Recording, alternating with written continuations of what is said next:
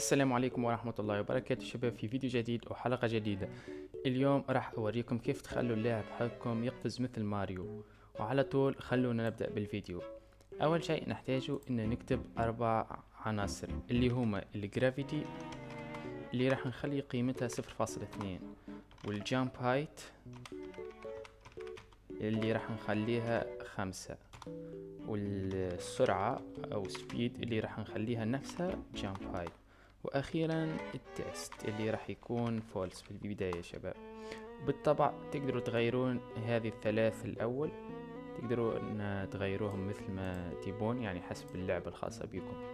الحين راح نتوجه على الجيم لوب حقنا، وراح نكتب سطرين يخلونا نستعمل السبيس بار او اي زر تريدونه يا شباب. فنكتب if event type equal pygame دوت كي داون. الحين نكتب if event دوت كي equal pygame دوت كي سبيس. انا راح استعمل سبيس بار، انتم تقدرون تغيروا اي زر تريدونه. اذا ضغطنا على سبيس بار راح يصير التست ترو. اوكي، الحين بعد ما خلينا تيست يصير ترو، يعني انه راح ننقز لما نضغط على سبيس بار راح ننقز. خلونا نكتب الكود اللي راح يخلينا ننقز. if test اللي هي نفسها if test equal true.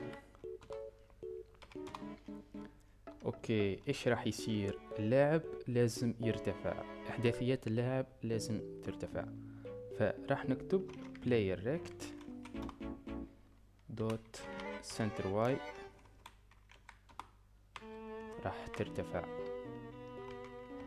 ترتفع بنفس قيمة السرعة.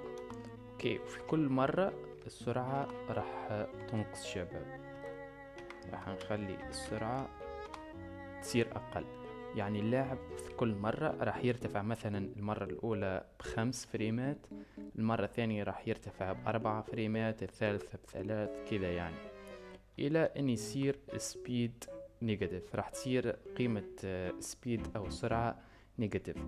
فاذا وصلت قيمة السرعة الى، خلوني اكتب صح، الى ناقص قوة القفز، الحين راح نكون وصلنا لنقطة البداية. يعني اللاعب راح يرتفع، ومن ثم راح تصير قيمة السرعة سلبية لأنها كل مرة تنقص.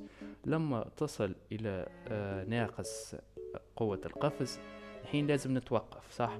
فراح نخلي التست يكون فولس، يعني خلاص راح نخرج من هذا الكود هون، راح نخرج منه، وراح نرجع قيمة سبيد للقوة الأصلانية اللي هي الجامب هايت. كده شباب الكود، خلونا نشوف ايش راح يعطينا.